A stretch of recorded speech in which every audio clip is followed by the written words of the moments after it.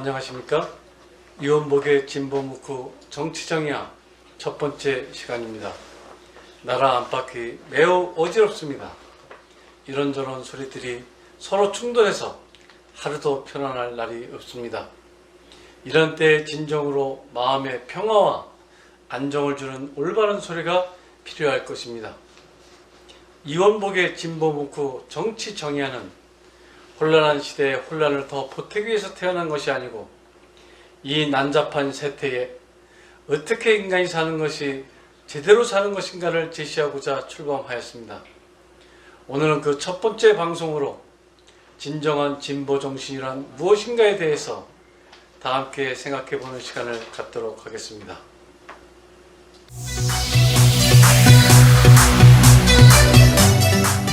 요즘은 정말 대혼란인 것 같습니다. 자유민주주의 체제가 흔들리고 있다고 곳곳에서 아우성입니다. 이러다 전쟁이 나는 것이 아닌가 걱정하는 이들도 많습니다. 요즘 어느 정도로 심각한 위기인가요? 요즘의 한반도 상황은 1945년 제2차 세계대전 이후로 또는 1950년 6.25 전쟁 이후로 가장 심각한 상황이 아닌가 저는 그렇게 생각합니다. 6.25 이후 그래도 나라에 여러 가지 위기들이 적지 않게 있었습니다만은 그런대로 다 그래도 수습하고 잘 넘어갔는데 요즘은 태풍 전야의 고요라고나 할까, 우리 남한 사회가 공산화가 되거나 아니면 한반도에서 결국 전쟁이 다시 터지는 것은 아닌지 걱정하는 분들이 아주 많습니다. 문재인 정권이 들어서고 나서 3년 만에 이런 극단적인 위기 상황이 왔는데 이 위기 상황은 문재인 정권이 아니더라도 오게 되는 필연적인 것인지 아니면 문재인 정권과 위기 상황은 뗄래야 뗄 수 없는 불가분의 관계가 있는 것이 아닌지 어떻습니까? 위기를 일부러 과장해서 말하려고 하는 건 아니고요. 실제로 매우 심각한 상황이다 저는 그렇게 보고 있습니다. 한반도를 둘러싸고 중국 시진핑 체제가 이제 출범을 하고 북한의 핵 위협도 계속되고 있고 그런 와중에 문재인 정권의 친북, 종북 노선이 더 강화되어 나타나면서 급격하게 긴장 강도가 높아지고 있습니다. 그동안은 이 세 가지 흐름이 따로따로 놀고 있었는데 최근에 와서 부쩍 이 세 가지 흐름이 급속하게 결합되어 버렸습니다. 한국은 그동안 한미일 삼각동맹체제로 해양 세력의 일원으로 힘의 균형을 이루고 있었는데 문재인 정권이 이 삼각동맹에서 빠져나가려 하는 것이 선명해지고 있습니다. 한일 관계는 지금 거의 파탄 상태입니다. 한미 관계도 조만간 파탄나지 않을까 많이들 우려하고 있습니다. 우리 한국이 친중, 친북의 대륙 세력권에 더 밀접히 다가가게 됨으로써 이 지역이 언제 어떻게 화약고로 변하게 될지 아무도 그 미래를 예측할 수 없는 그런 지경이 되고 말았습니다. 한반도는 오랜 세월 냉전의 마지막 최전선이었습니다. 그래도 한미일 삼각 공동체제로 힘의 균형을 이루고 있었는데 지금 그 힘의 균형추를 변경시키려는 노력이 위기를 몰고 오고 있다. 그런 말씀이시군요. 꼭 그렇게까지 보아야 하겠습니까? 문재인 정부의 균형자 이론도 우리가 잘만 해나갈 수 있다면 프라이드를 가질만 하고 또 자주 주체적으로 역량을 키우는 노력을 해보는 것도 의미 있는 것이 아니겠습니까? 스위스처럼 중립적인 입장에서 해양 세력과 대륙 세력, 좀 더 구체적으로 세계 제1위의 패권국가 미국과 세계 2위를 자임하는 중국 사이에서 우리가 중재를 맡을 수도 있는 것이 아니겠습니까? 중재 국가가 된다고 하는 것은 결코 쉬운 일이 아닙니다. 적어도 중재 국가는 미국이나 중국 양쪽이 중재해달라고 요구했을 때 그때 해야 맞을 것입니다. 한쪽에서 그건 뭔 소리야 이렇게 해버리면 그렇죠. 중재도 안 되거나 오히려 뺨이나 한 대 안 맞으면 참 다행일 것입니다. 중재가 된다는 것은 지금 이 시점에서는 중국이 미국에 대한 도전이 중단되었을 때 또는 다른 부드러운 형태나 전략으로 방향이 수정됐다고 한다면 그때는 가능하지 않을까 저는 그렇게 판단을 합니다. 중국이 세계 패권 국가가 되겠다고 서두르는 데서 모든 문제가 시작되고 있습니다. 중국의 등소평이라고 하는 아주 큰 지도자가 도광양해라 해서 앞으로 100년간 절대 발톱을 드러내지 말라고 후배들에게 가르쳤는데 시진핑이 이 말을 건성으로 들은 것 같습니다. 뭐든지 쓸데없는 만연과 욕심으로 세계사가 어지럽혀진 것이 역사가 주는 교훈입니다. 히틀러나 무솔리니가 그랬고 일본의 히로히토도 그렇게 했습니다. 기습적으로 선빵을 때리고 나면 전략적 우위를 점할 수 있을 거라 생각하고 전쟁을 일으켰습니다. 6.25때 김일성도 이때가 최고로 좋은 때다 해서 스탈린과 모택동하고 짜고서 남침을 해오지 않았겠습니까? 그래서 지금 어찌해야 하겠습니까? 시진핑한테 가서 미국한테 덤비지 말라고 그래야 합니까? 아니면 그럴 수 있는 사람이 있겠습니까? 우리는 우리 쪽 입장에서 할 수 있는 일을 찾아야 하니까 중국 쪽 문제는 그쪽 판단에 맡겨 놓으십시다. 그렇잖아도 현재 중국의 장점인이라든가 후진 때와 같은 원로들이 나서서 수습책을 강구하고 있는 모양입니다. 그럼 그렇다고 치고 우리 쪽을 보면 박근혜 정부와 문재인 정부에 들어서 친중 노선이 많이 나타나고 있었습니다. 문재인 정부에 와서는 중국으로부터 급격하게 여러 압박을 받고 있는 게 아닌가 그렇게 느껴집니다. 중국 입장에서는 저희 입장에서는 과거 이명박 정권 때부터도 일관되게 미국과 중국이 싸워서는 안 되고 질서 있게 설린 우호적으로 잘 지내야 한다는 입장을 유지했어야 합니다. 두 국가가 잘 지내면 세계가 얼마나 편안하겠습니까? 미국과 중국이 편안하면 남북한도 이렇게까지 험악해지지는 않았을 것이라고 봅니다. 너무 이상적인 얘기가 되어버린 것 같습니다. 그건 그렇고 그럼 북핵 문제는 어떻게 해야 되겠습니까? 북핵 문제가 안 풀리는 배후에도 저는 중국의 중국몽이 있다 이렇게 저는 생각합니다. 다시 말해서 북핵 문제는 중국의 대미국 압박 정책 그것이 한 지렛대 레버리지로 활용되고 있는 것이 아닌가 이게 문제입니다. 미국은 북한에게 개혁개방 체제로 나오라고 하면서 베트남식 국가가 되면 자기네가 최고로 많이 도와주는 나라가 되겠다. 큰 부자 국가로 만들어주겠다. 그러고 있는데 북한이 그걸 못하는 이유가 궁금합니다. 북한 김정은 씨가 베트남식의 도의무의 정책, 즉 개혁개방 정책을 못하는 데에는 제가 볼 땐 두 가지 이유가 있을 것입니다. 하나는 중국의 은밀한 반대입니다. 둘째는 미국에 대한 근본적인 불신입니다. 중국은 현재 자기네가 미국과 패권 전쟁을 하려고 하는데 자기네 오른팔격인 북한이 그야말로 배신을 때려서 베트남식 개혁개방 체제, 즉 이건 미국식 프레임입니다. 북한이 글로 넘어가는 것을 배신으로 볼 것입니다. 둘째는 김정은과 미국 사이에도 근본적으로 불신이 커가지고 베트남식으로 넘어갔다가 진짜 베트남식으로는 근처도 가지 못하고 중간에 카다피나 후세인 꼴이 나는 게 아닌가 이렇게 김정은 씨 쪽은 생각하고 있을 것입니다. 이러한 불신을 해소시키려는 노력 이것이 너무 없었던 게 아닌가 지적할 수 있겠습니다.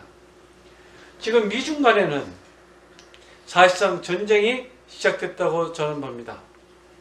다시 평화가 올 수도 있겠습니다만은 북한도 더 이상 중국에 이용당하지 말고 좀 정신을 차려서 개혁개방 체제로 나와야 되지 않겠나 생각합니다. 이런 험악한 틈바구니에서 문재인 정권이 고개 비행을 하고 있는 것으로 좀 좋게 봐줄 수는 없겠습니까? 아마 최대한 좋게 봐주려고 할 수도 있겠습니다만은 그러려면 외교 안보라인 인사들을 최대한 중립적이고 또는 일부 우파 쪽 인사들로 균형을 맞춰줬어야 국민들과 자유세계가 신뢰했을 것입니다. 가뜩이나 해방 이후 지금까지 북한 공산 집단의 대남 적화 야욕이 조금 더 변화된 적이 없는 상황에서 문재인 정권이 의심받게끔 인사정책을 펴온 것이 문제라고 저는 생각합니다. 또 서두르는데도 문제가 있습니다. 시진핑도 서두르고 문재인 정권도 서두르고 있습니다. 좌측 정책으로 갈수록 우측 인사를 많이 써야 되고요. 우측 정책으로 갈수록 좌측 인사를 많이 기용하고 이렇게 균형을 맞춰줘야 되는데 이런 점이 매우 아쉽고 안타깝게 여겨집니다. 국정 운영의 미숙함이 그대로 드러난 것이 아닌가 그렇게 여겨집니다.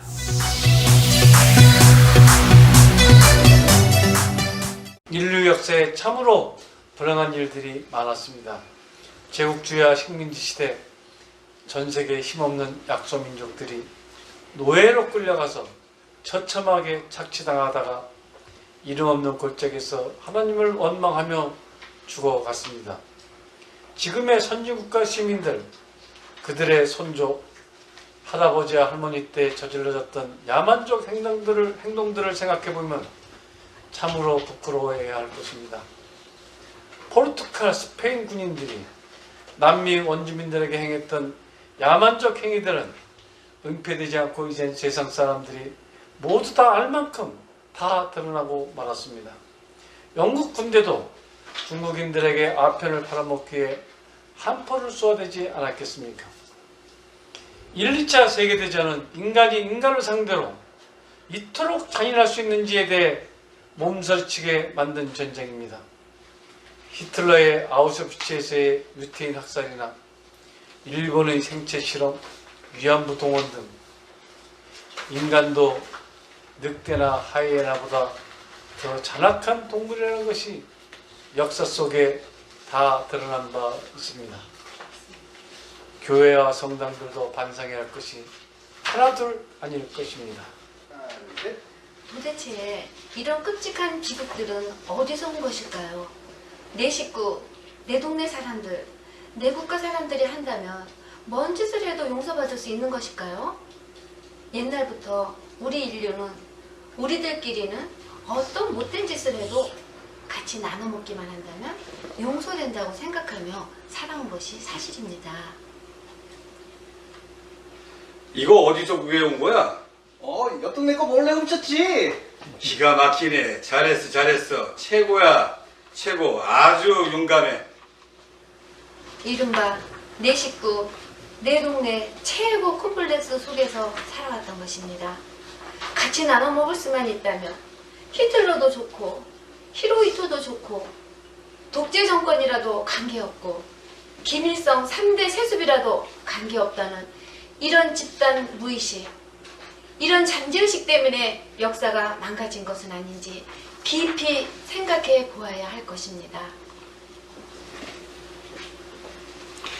여기 먹잇감을 놓고 하이에나 떼들이 몰려들어 사자 새끼들과 대치 전선이 형성되고 있군요. 여기에 무슨 윤리니 도덕이니 이런 게 자연세계엔 없는 것이 분명합니다. 이 세상을 움직이는 기본 법칙은 무엇일까요? 뉴턴은 만유인력의 법칙, 중력의 법칙을 이야기했는데 이것은 생명이 없는 물질들이 움직이는 법칙이고 자연 생태계 생명체의 세계에서는 약육강식이 제일의 법칙이 아닐까 생각이 됩니다.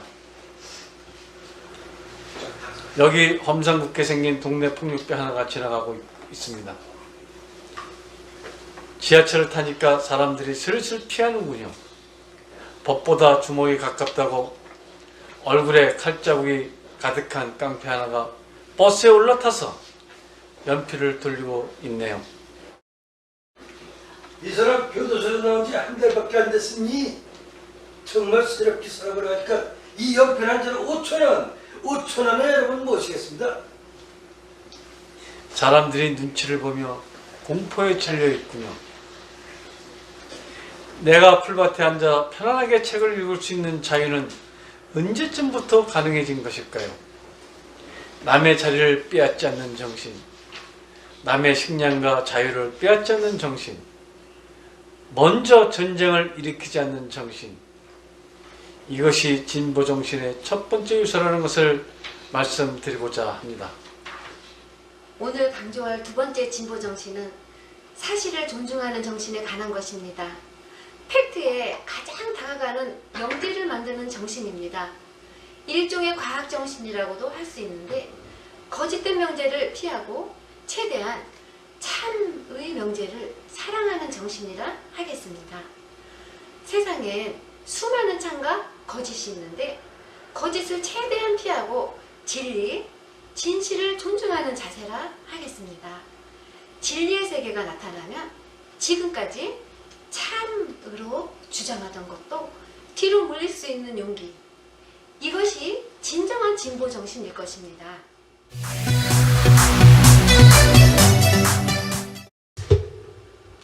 우리의 눈으로는 태양은 늘 동쪽에서 떠서 서쪽으로 지고 있습니다. 태양도 달도 별도 모두 우리를 중심으로 동쪽에서 서쪽으로 움직이고 있습니다. 이것은 맨날 봐도 맨날 똑같습니다. 근데 그런데 이렇게 너무 명료한 사실이 뭐가 잘못됐는지, 그것은 팩트와 맞지 않다고 과학이 말합니다. 과학은 과연 모두 올바르다 할 수 있을까요? 세월이 많이 지나면서 과거에는 미처 깨닫지 못하거나 못 봤던 것들이 새롭게 나타나는 경우가 되겠습니다. 옛날엔 우리 인간이 이 지구를 벗어나 본다는 것은 그 누구도 상상할 수 없는 일이었습니다. 모두가 지구를 중심으로 살고 있을 때였으니까요. 우리 인간이 이 세상의 중심이라고 생각하는 것도 무리가 아니었습니다. 근데 이런 명료한 인식에 이의를 제기하는 사람들이 하나둘씩 나타나고 있었죠. 우리가 세상의 중심이 아니고 우리도 하나님이 만드신 이 넓은 세상의 한 변방일 수 있다 그러는 거였어요. 아무리 좋게 봐주려 해도 좋게 봐줄 수 없는 사회 혼란 세력, 이단 세력이었겠지요. 이 간단한 문제 가지고 목숨까지 걸릴 일도 아니었을 것 같은데 목숨을 잃는 선지자들이 생겨나기 시작했습니다. 이런 이들이 진보주의자로 할 것입니다. 진리를 위해 목숨도 내놓을 수 있는 사람들. 그러면 그 코페르니쿠스, 브루노, 그 갈릴레오 같은 사람들이 진정한 진보주의자다 그러시는 것 같아요.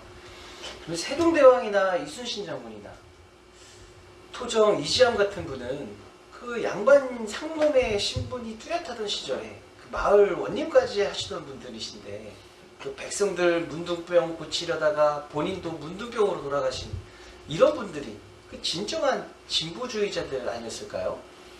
그렇죠. 진보주의자는 기본적으로 사람들을 존중합니다. 인권을 존중합니다. 각 사람들을 하늘처럼 받드는 사람들, 각 사람들을 부처님처럼 여기고 예수님처럼 여기고 섬기는 사람들, 이런 분들이 참된 진보주의자라 할 것입니다. 진보주의자는 기본적으로 인권을 존중하는 사람입니다. 얘기가 조금 옆으로 흘렀습니다만은 진보주의자는 거짓을 멀리하고 인권을 최고의 가치로 존중하는 사람들이라고 규정할 수 있겠습니다. 세상을 살다 보면 그 기존의 사회적 통념이나 거짓된 이념, 사이비 교리, 교조주의, 교권주의들이 많은데 사실 어떤 것이 진리의 세계에 속한 참 명제인지, 어떤 것이 거짓 명제인지 하늘나라에서 매번 성명서로 발표해 줬으면 좋겠는데 하늘나라에서는 늘 말씀이 없으시거든요. 그러니까 어떤 명제가 참인지 거짓인지 우리가 그것을 어떻게 알 수 있을까요? 세상에 참 쉬운 일이 없습니다. 모두가 이렇게 미몽 속에서 헤매고 살아간다고 볼 수 있겠습니다. 그런 가운데 길을 찾아서 가는 것이죠.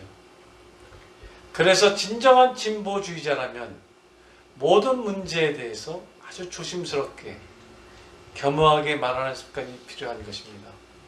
일례로 무슨 말을 하든 제가 알고 있는 바로는 이렇게 단서를 붙이거나 현재까지 과학계에서 나온 발표상에서는 이런 식으로 좀 얘기하거나 사회 통념적으로는 이라든가 이런 식으로 한 자락씩 깔고 말하는 게 좋은 태도다 볼 수 있겠습니다.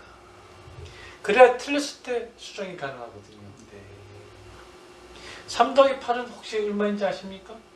그건 10일이죠. 11 이해는 없겠습니까? 글쎄, 10일 말고 무슨 다른 답이 어디 있겠습니까? 3 더하기 8은 10진법에서만 11입니다. 8진법 동네에 가면은 1, 3 이렇게 답을 해야 맞는 것이 되겠습니다. 이렇듯 이 동네에서 맞는 진실이 저 동네에서는 맞지 않는 경우도 종종 보게 될 것입니다. 마당, 장이 바뀌면 명제들의 참과 거짓도 바뀐다는 것을 처음엔 몰랐을 것입니다. 이 동네에선 진보적인 사람이 저 동네에선 보수로 불리게 되고 저 동네에서 보수로 불리는 사람이 이 동네에선 진보주의자라고 불리는 이치를 사람들은 몰랐던 것입니다.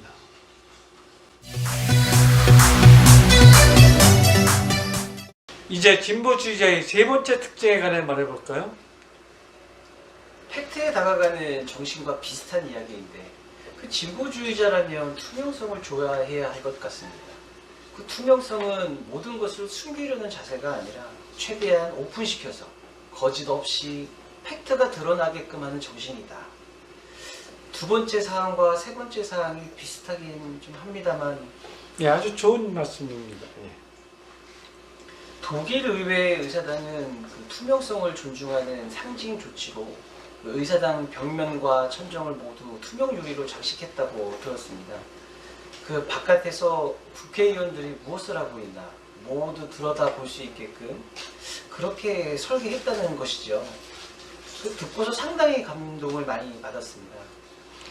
왕정체제나 독재체제는 모든 것을 장막 속에 숨겨놓습니다. 세상의 모든 사태나 정보를 몇 사람만이 독점적으로 갖는 것입니다. 과거 왕정시대가 그런 거였죠. 독재 파쇼 체제도 다 그렇게 했습니다. 투명성은 그런 점에서 민주제 정신입니다. 왕만 알고 있던 것을 백성들도 다 알게 공개하라. 그런 정신이죠. 독재자 너희들 몇몇이 판단 내리지 말고 모든 국정 운영을 우리 시민들에게 다 공개하라. 이런 것이 투명성 정신입니다.